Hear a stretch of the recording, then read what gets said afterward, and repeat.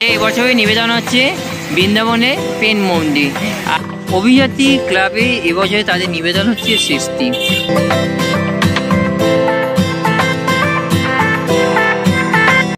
সব থেকে পপুলার যে পুজো হয় কার্তিক পুজো, সেটা হচ্ছে বাঁশবেড়িয়ায়। তো চলুন তাহলে আপনাদেরকে নিয়ে যায় টপ 10 এবছরের থিম কার্তিক পুজো, কোথায় কি থিম হচ্ছে সেটাই আপনাদেরকে এই ভিডিওর মাধ্যমে জানাবো। চলো। হ্যালো বন্ধুরা, তোমরা কেমন আছো? নিশ্চয়ই সকলে ভালো আছো। আজকে আমি সকলের প্রিয় বাঁশবেড়িয়াতে আমি রয়েছি। আর আপনাদেরকে দেখিয়েছিলাম কলকাতা দুর্গাপুজো, চন্দননগর জগদ্ধাত্রী পুজো, নৈহাটি কালী পুজো এবং শান্তিপুরের রাসযাত্রা, সবই আপনাদেরকে প্রিপারেশান দেখিয়েছিলাম। এবার আমরা শুরু করলাম বাঁশবেড়িয়া প্রিপারেশান দিয়ে। তো প্রথমেই আমরা চলে এসেছি বাঁশবেড়িয়া স্টেশন থেকে। আমরা ফার্স্ট যে পুজোটা পড়ে সেটা হচ্ছে স্টেশন পাড়া ব্যবসায়ী সমিতি। এই বছরের স্টেশন পাড়া ব্যবসায়ী সমিতি তাদের নিবেদন বা তাদের ভাবনা অতৃপ্ত আত্মা। অতৃপ্ত আত্মাকে কাকে বোঝানো হয়েছে সেটা আপনাকে বলে রাখি, যে একটা মেয়ে কানে হেডফোন দিয়ে সে যাচ্ছে রেল লাইনে ধার দিয়ে, অপোজিট থেকে ট্রেন এসে তাকে মেরে দিল এবং সে কাটা পড়ে মারা গেল। সে আত্মা চারিদিকে ঘুরে বেড়াচ্ছে এবং তার সঙ্গে সেই আত্মা দেখা পাওয়াতে সাধুর কাছে গিয়েছিল সব পাড়া প্রতিবেশীরা। তো সেইটাকেই কিন্তু তুলে ধরা হচ্ছে এই বছরে। আর তাদের এবছরে যেটা আছে সেটা হচ্ছে 7 মিনিটের লাইভ শো। এই মুহূর্তে তো প্যান্ডেল সেরকম হয়নি। তো চলুন সেকেন্ড পুজোতে আমরা চলি। চলো।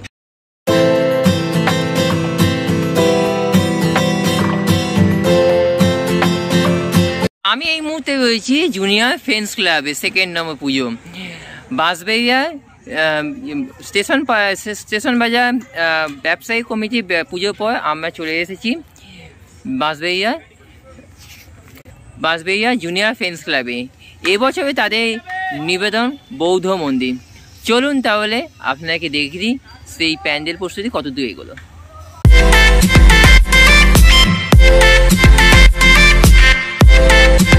ফ্রেন্ডস ক্লাবের পর আমরা চলে এলাম ঘোষপাড়া রবীন্দ্রসংঘে। আর রবীন্দ্রসংঘে এবছরের থিম এখন অবধি জানা যায়নি, প্যান্ডেল কত দূর সেটা আপনাকে দেখিয়ে দিই। চলুন।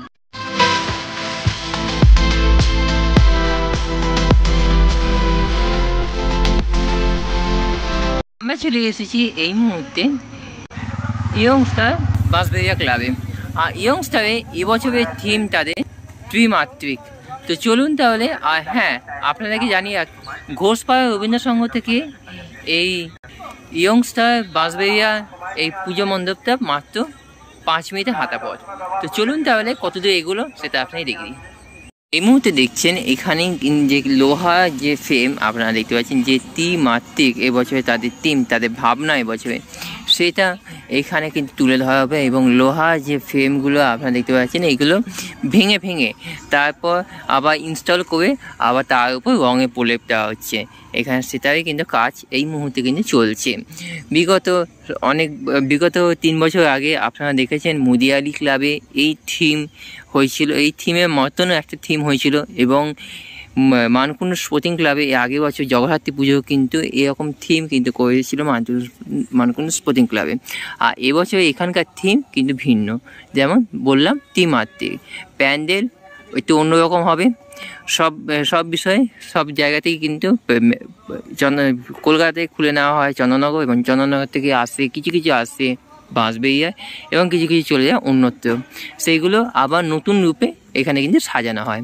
সেটাই কিন্তু এখানে তুলে ধরা হচ্ছে ত্রিমাত্রিক এবছরে। চলুন ভেতরে প্রশ্ন আপনার কতদূর এগুলো কাজ সেটা আপনাকে দেখিয়ে দিই।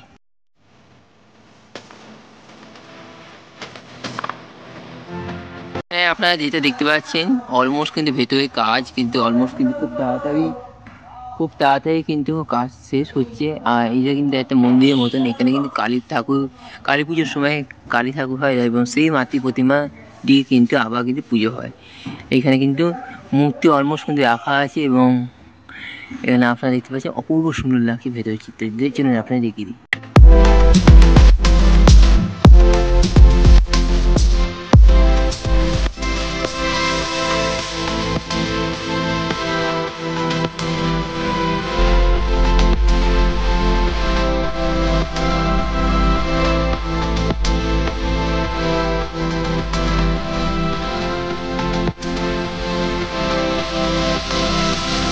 আমরা চলে এলাম মিতালি সঙ্গে।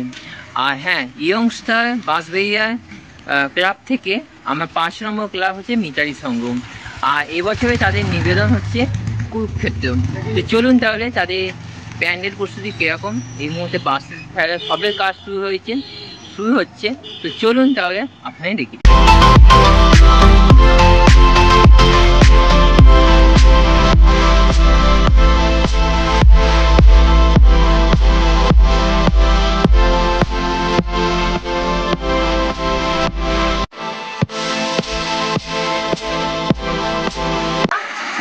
মিতালি সংঘ কমপ্লিট করে আমরা চলে এসেছি রামকৃষ্ণ সঙ্গে। আর রামকৃষ্ণ সঙ্গে এবছরে তাদের নিবেদন হচ্ছে বৃন্দাবনের প্রেম মন্দির। আর তাদের এবছরে বছর 73তম বর্ষে পদার্পণ করেছে। চলুন তাহলে প্যান্ডেলের কাজ কতদূর এগুলো সেটা আপনাকে দেখিয়ে দিচ্ছি। এবছরে নিবেদন হচ্ছে বৃন্দাবনের প্রেম মন্দির।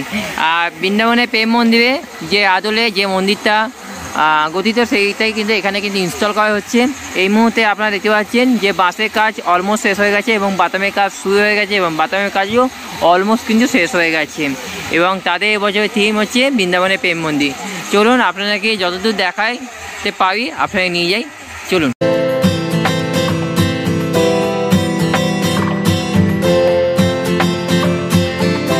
ওপেনিং এবছরে বৃন্দাবনের প্রেম মন্দির।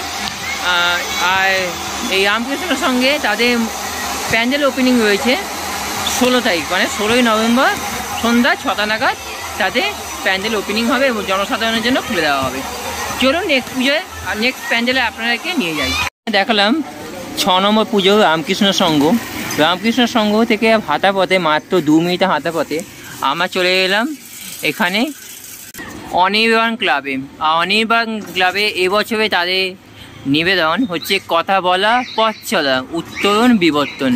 চলুন তাহলে প্যান্ডেল কত দূর এগুলো সেটাই আপনাদের দেখাই। চলুন প্যান্ডেলের মানে ভেতরে প্রবেশ পথ।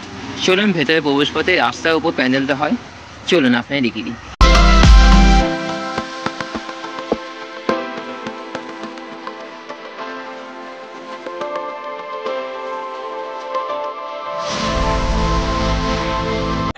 অনির্বাণ ক্লাব থেকে আমরা চলে এসেছি কিশোর সংঘ ক্লাবে। অনির্বাণ ক্লাব থেকে কিশোর সংঘের দূরত্ব হচ্ছে মাত্র 1 মিনিটে হাঁটা পথ। তো কিশোর সংঘে এবছরে তাদের নিবেদন রাজস্থানী থিম। কতখানি প্যান্ডেল প্রস্তুতি এগিয়েছে সেটাই আপনাকে এই ভিডিওর মাধ্যমে দেখাবো। চলুন।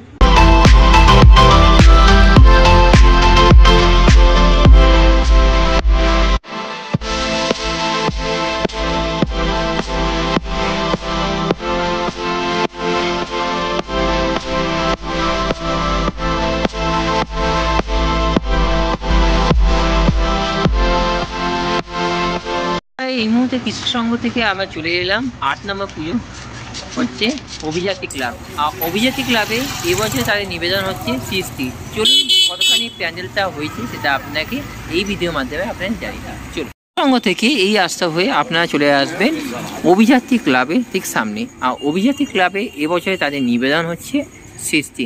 চলুন প্যান্ডেলটা আপনাকে দেখিয়ে দিই। এই হচ্ছে তাদের প্যান্ডেল। তো চলুন ভেতরে গিয়ে আপনাকে দেখিয়ে দিই।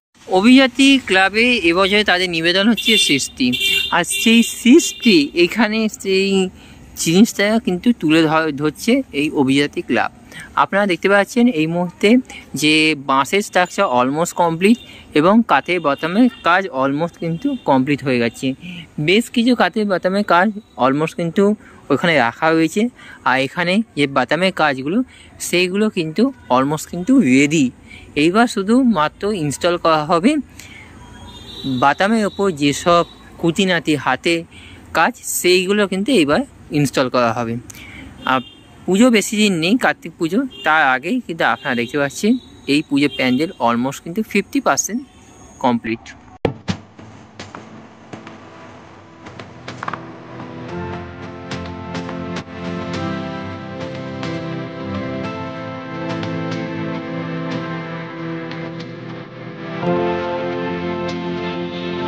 অভিজাতি ক্লাব করে আমরা 1 মিনিটে পায়ে হেঁটে আমরা চলে এলাম এই মুহূর্তে শিশু সংঘ।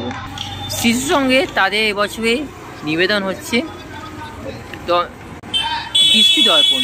তো চলুন তাহলে সেই দৃষ্টি দর্পণের থিমে প্যান্ডেলটা কতদূর এগুলো সেটাই আপনাদেরকে দেখাবো। চলুন আপনাদেরকে বললাম অভিজাতি ক্লাব থেকে আমরা সোজা পায়ে হেঁটে আমরা মেন রোডের দিকে হাঁটার পথে আমরা চলে এলাম শিশু সংঘের সামনে। আর শিশু সংঘের সামনে এবছরে যাদের নিবেদন হচ্ছে কার্তিক পুজো, তাদের নিবেদন হচ্ছে দৃষ্টি দর্পণ। তো চলুন তাহলে, এখানে আপনারা দেখতে পাচ্ছেন যে বাঁশের কাজ অলমোস্ট কিন্তু এই মুহূর্তে জাস্ট কাজ শুরু হয়েছে। এখানে বাঁশে যে বাঁশ লাগানো যে প্যান্ডেল যে প্রস্তুতি, সেটা কিন্তু এখনও অনেকটাই দূর। এখন ম্যাক্সিমাম ধরে এখন 20% কাজ শুরু হয়েছে, আর এখনও অনেক বাকি। বাঁশের কাজ হয়েছে, বাতামের কাজ হয়েছে, তারপর প্যান্ডেলের যে থিম, যে কারুকার্য, সেগুলো কিন্তু বাকি হয়েছে ভেতর এবং বাইরে। অনেকটাই কাজ বাকি হয়েছে। পুজোর সামনে, কার্তিক পুজোর সামনে ধরে নিন 15-16 তারিখ নাগাদ এখানে ওপেনিং হতে পারে, বা 17 তারিখেও ওপেনিং করতে পারে। কারণ কি পুজো প্যান্ডেল যদি না শেষ করতে পারে, কমপ্লিট না করতে পারে, তাহলে এখানে ওপেনিং করাটা একটুখানি উন্নত ব্যাপার হয়ে যাবে। কারণ ওই কারণেই পুরো কমপ্লিট হবে, তারপর ওপেনিং করবেন এনারা। তো এতদূর কাজ এগুলো। চলুন তাহলে আপনার প্যান্ডেলটা আপনি দেখে নিন এক নজরে।